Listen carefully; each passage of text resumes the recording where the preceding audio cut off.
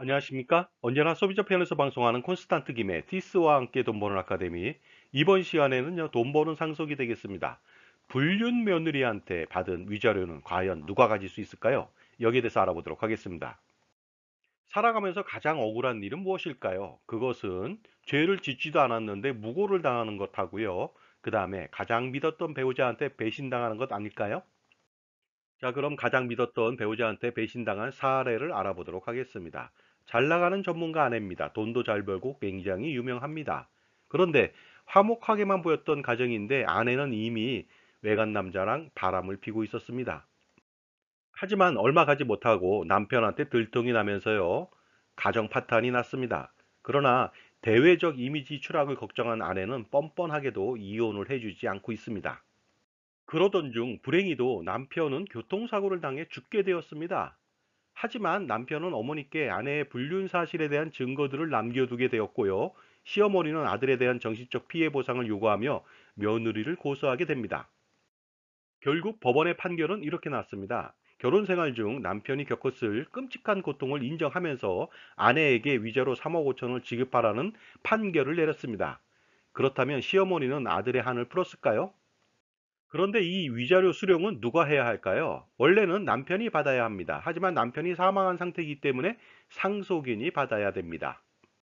자, 그렇다면요. 1순위 상속인이 받아야 되는데요. 1순위 상속인은 바로 배우자하고 직계 비속이 되겠습니다. 그런데 직계 비속이 없다면 2순위 상속인인 배우자하고 직계 존속이 받을 수는 있습니다.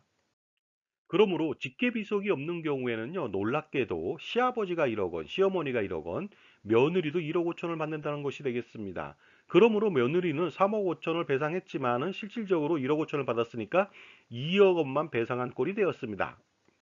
그런데 만약에 시아버지는 안 계시고 시어머니만 있는 경우라면 어떻게 될까요? 당연히 시어머니는 40% 1억 4천만 원만 받고요. 며느리는 2억 1천만 원을 받게 되다 보니까 어떻습니까? 이것은 소송 하나 마나 결과가 나온 것 같습니다.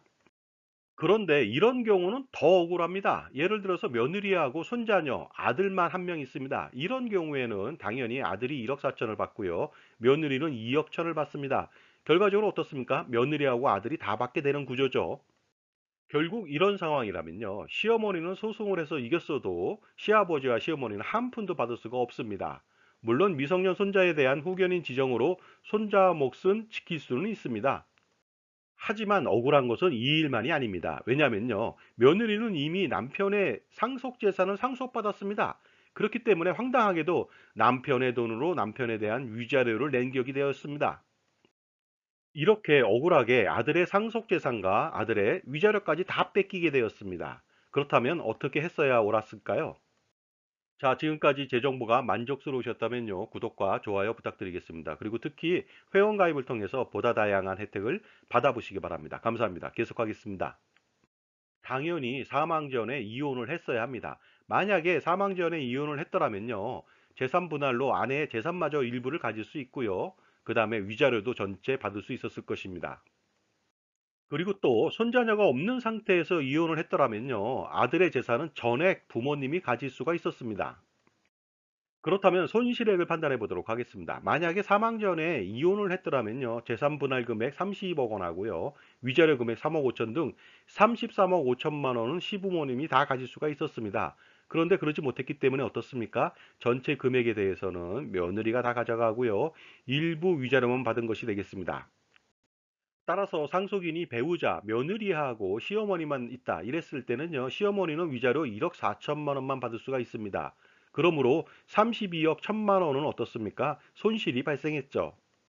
따라서 이런 경우는요, 가장 억울한 일 중에 가장 억울한 일이 아닌가 생각합니다. 왜냐하면요, 믿었던 배우자한테 배신당하고 돈마저 다 빼앗긴 경우가 되었기 때문에 그렇습니다. 이혼도 절세이고 전략입니다. 땅을 치고 후회하는 일이 없어져야 되겠죠? 만약에 이혼이 힘들었다면 사전 증여 전략 등을 펼쳤어야 했습니다. 자, 지금까지 불륜을 저지른 며느리한테 위자료를 받아도 아무 소용없는 그런 내용에 대해서 말씀 나눴습니다. 감사합니다.